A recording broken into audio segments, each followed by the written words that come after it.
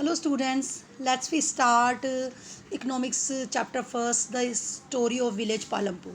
Palampur is a small hypothetical village having about 450 families. It is 3 kilometers away from Raiganj big village. Shahpur is the nearest town in the village.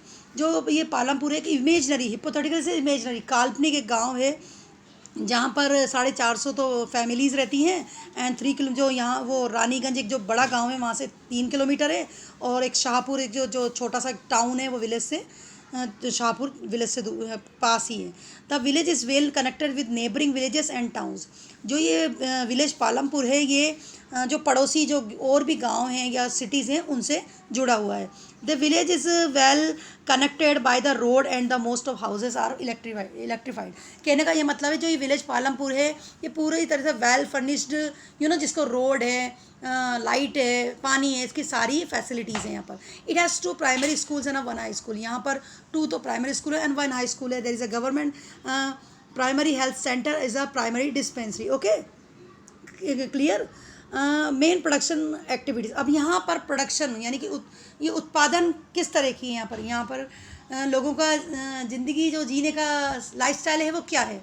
Farming is the main production activity in the village Palampur. Village Palampur के अंदर जो खेती बाड़ी जो जिसको बोलते हैं सबसे मेन काम वही है लोगों का। पर इसके साथ साथ आगे बता रहे हैं most of the people are dependent on farming for their livelihood. Non farming activities such as a dairy small scale manufacturing that is activities of weavers porters etcetera transports etcetera are carried out on a limited scale. Farming is the main production. भाई है तो उनका main farming okay खेती जिसको बोलते हो आप। पर इसके साथ साथ अदर्स वर्क भी हैं उनके पास करने को जैसे डेयरी फार्म जो गाय वगैरह का जो या दूध होता है उसको आप सप्लाई करना अदर स्मॉल टाउन में जाके अदर सिटीज़ में जाके। वीवर्स जो वीवर्स होते हैं बुनकर जैसे धागा बुनना या फिर दरी बुनना या जो भी आप बोलते हैं साड़ी बुनने वगैरह का जो काम होता है कॉटन का जो धागा बुनने का होता है वो उनके लिए वो वाले काम भी हैं। पोर्टर से जैसे मटके मूर्ति वगैरह ये बनाने के ये वाले वर्क भी हैं। ट्रांसपोर्ट के जिनके पास लोडिंग है तो वो गांव में होने वाली वेजिटेबल्स हैं मिल्क है तो अपना जो लोडिंग है उसमें लगा देना तो उसको उधर से भी अर्निंग हो रहा है। एंड लिमिटेड स्केल और छोटे जो लेवल के जो जिसको आप उद्योग बोलते हैं वो भी हैं। फैक्टर्स ऑफ प्रोडक्शन और requirement for production of goods and service. भाई कोई भी प्रोडक्शन होता है उसके लिए क्या क्या चीज़ों की ज़रूरत पड़ती है। प्रोडक्शन यूँ ही तो नहीं हो जाता ना एक अकेला आदमी खड़ा होकर प्रोडक्शन कर ले नहीं। उसके लिए आपको क्या क्या रिक्वायरमेंट्स हैं। आपको गुड्स भी चाहिए होगा आपको लेबर्स भी चाहिए होगा सर्विसेज चाहिए होंगी आपको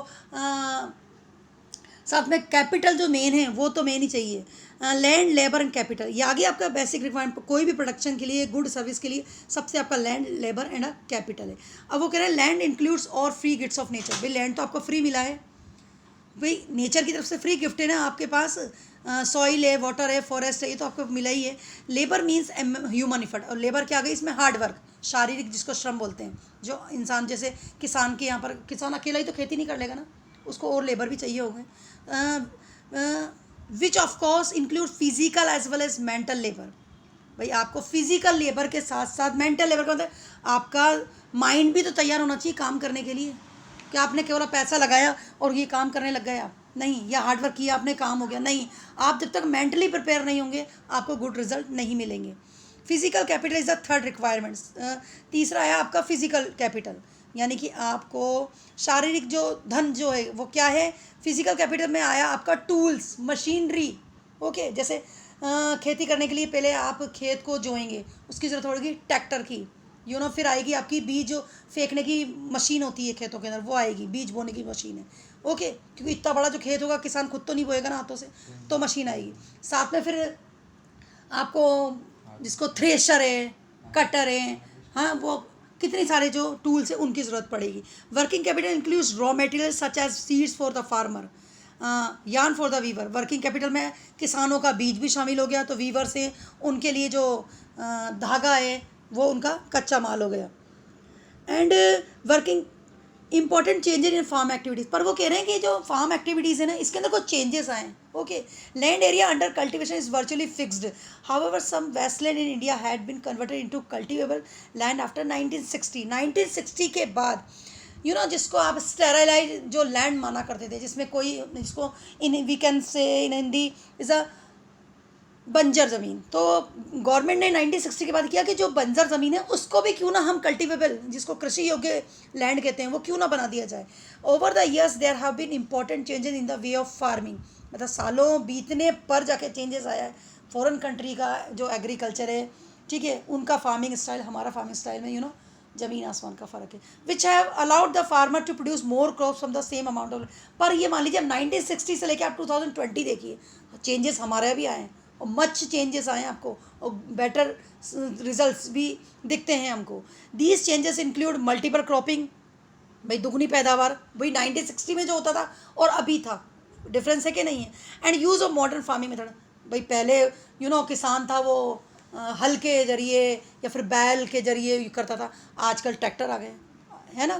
तो that is due to these changes in the late 1960s productivity of land has increase substantially which is known as a green revolution.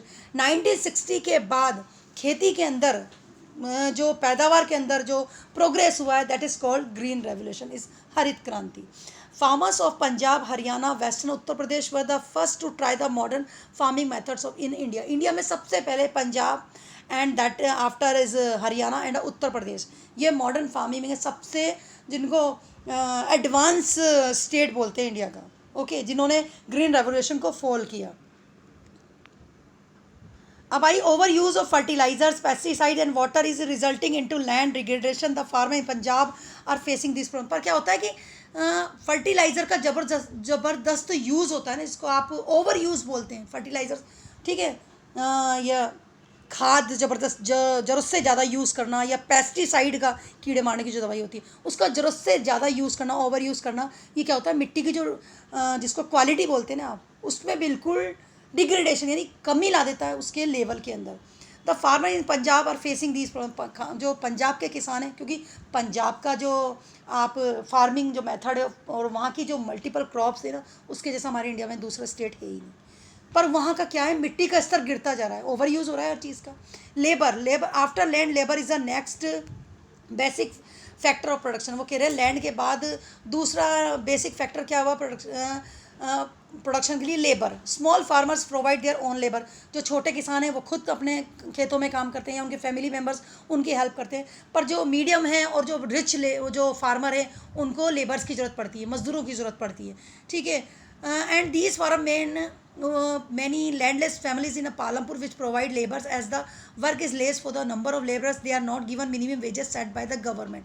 और उसी गांव में कुछ ऐसे फार्मर्स होते हैं पर वो लैंडलेस होते हैं, होने को किसान है पर उनके पास खुद की कोई ज़मीन नहीं है, तो मजबूरी में आके उनको दूसरे जो बड़े किसान हैं या मीडियम दर्जे के जो किसान हैं उनके पास जाके मजदूरी करनी पड़ती है और उनको कम मेहनताना मिलता है। जबकि गवर्नमेंट ने सेट कर रखा है कि इतने से इतने जो आर होंगे उसके अंदर इतकी किसी भी जो लेबर है उसको इतना वेजेस मिलेगा, दैट इज़ कॉल्ड मेहनताना मिलेगा। पर वो गवर्नमेंट का सेट किया हुआ कौन फॉलो करता है, उनको उनका जो वेजेस है वर्क तो पूरा कर रहे हैं, हार्ड वर्क तो वो पूरा कर रहे हैं, ठीक है, वो अपना बेस्ट पूरा दे रहे हैं, पर उनका जो वेजेस है वो उनको उनकी मेहनत से बहुत कम मिल रहा है। So some labours migrate to the city. इसी कारण से क्या होता है कि कुछ जो लेबर्स है वो गांव छोड़ के शहर की तरफ चले जाते हैं रोज़गार के लिए। Capital after land and labour, वो कह रहे हैं लैंड और लेबर के बाद दूसरी फैक्टर क्या है, रिक्वायरमेंट क्या है, कैपिटल, धन, पैसा। Capital is another basic factor of production. All categories of farmers that is small medium large require capital. भाई स्मॉल हो, मीडियम हो, रिच हो, सभी को पैसे की जरूरत तो पड़ेगी ही सही। Small farmer borrow from large farmers or the village money lenders or the traders who supply them various inputs for cultivation। जो छोटे किसान हैं वो मजबूर होकर, अगर उनके पास थोड़ी बहुत ज़मीन है तो उनके पास क्या पैसा नहीं है तो क्या करते हैं, बोरो करते हैं। किससे, बड़े किसानों से, जो इंटरेस्ट पे पैसा चलाते हैं, मनी लेंडर से, उनसे पैसा उधार लेते हैं। Modern farming requires a great deal of capital. वो कह रहे हैं कि जो मॉडर्न फार्मिंग है उसमें ज़रूरत होती है सबसे ज़्यादा पैसों की। भाई जिस किसान के पास जितना ज़्यादा पैसा वो उतनी ज़्यादा अच्छी पैदावार करेगा, ऑब्वियसली सी बात है वो तो। Sale of surplus farm products.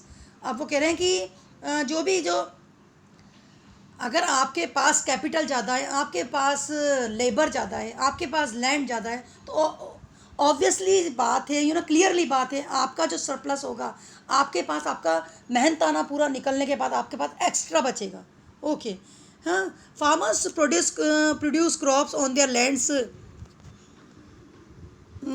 Land by using 3 factor of production viz land, labour and capital. भाई फार्मर्स को यही चाहिए ना, अपनी जो जिसको पैदावार के लिए यही चीज़ें चाहिए। They retain a part of produce on self consumption और sell the supply nearby market. भाई जो गरीब जो जिसको छोटे दर्जे के जो फार्मर्स हैं उनके साथ ही होगा, अगर छोटे ही से तो ज़मीन का टुकड़ा, ऊपर से उस पर भी उधार पैसा लिया हुआ, उसके अंदर काम कर लिया, पर थोड़ा बहुत उन्होंने जो अनाज हुआ खुद खाने के लिए रख लिया, अब उसमें क्या बेच पाएंगे, वो क्या किसी का चुकता कर पाएंगे। पर जो रिच एंड मीडियम जो एवरेज के जो फार्मर्स हैं उनको तो हो गया ना, उन्होंने अपने खाने के लिए रख लिया, उनको जो भी पेस्टिसाइड और जो सीड्स लिए थे और इंस्ट्रूमेंट था वो सब कुछ खर्चा निकालने के बाद उनके बाद जो सरप्लस बचता है, एक्स्ट्रा बचता है, उसके अंदर उन्होंने वहाँ पर मार्केट में बेच दिया, उसके बाद खुद का एक्स्ट्रा बच भी गया। ओके, जिससे वो इंटरेस्ट पे चला रहे, तो फ़ायदा तो उन्हीं को मिल रहा है। किसको? जो बिग फार्मर्स होते हैं उनको। Small farmers have little surplus output, पर जो छोटे किसान होते हैं उनके बाद बहुत कुछ ही बच पाता है, बहुत ही कम बच पाता है। It is the medium and large farmers only have substantial surplus produce for selling in the market. और जो बड़े और जो एवरेज लेवल के जो फार्मर्स होते हैं वो तो मार्केट में सेल भी करते हैं, जो सरप्लस एक्स्ट्रा बचता है उसको। Medium and large farmers only who have substantial surplus produce for selling in the market. Non farmer activities, अब आइए आपकी नॉन, भाई खेती के अलावा भी दूसरी अगर एक्टिविटीज़ हों फार्मर्स के पास विलेजेस के अंदर, तो वो अपना लाइफस्टाइल में इम्प्रूवमेंट कर सकते हैं। जैसे कि out of every 100 workers in the rural areas in India only 24 are engage non farming activity. आप एवरी 100 वर्कर्स, आप किसी गांव में जाके देखिए, जो 100 मजदूरों को मान लीजिए आप किस इंडिया के किसी भी गांव में, तो आप देखिए कि केवल 24 लोग होंगे उसके अंदर से, 100 में से आप 24 को मान लीजिए जिनके पास नॉन फार्मिंग एक्टिविटीज़ होंगी, मतलब जिनके पास दूसरा वर्क भी होगा खेती के अलावा। तो आप परसेंटेज निकाल के देखिए, इधर 100 है, इधर 24 है। सिर्फ 24 जो फार्मर्स हैं वो उनके पास अदर एक्टिविटीज़ भी हैं, किसके? इसके अलावा, फार्मिंग के अलावा भी। देयर इज तो बेनिफिशियल यही होंगे obviously. There is a variety of non farm activities in the villages, dairy, small scale manufacturing, transport fall under this category. Okay, some of the people are engage this non farming activities. और जो किसान हैं, जो कुछ किसान हैं वो इन activities के अंदर इंगेज रहते हैं, तो वो बेनिफिशियल भी वही हो पाते हैं। Okay, finish the chapter.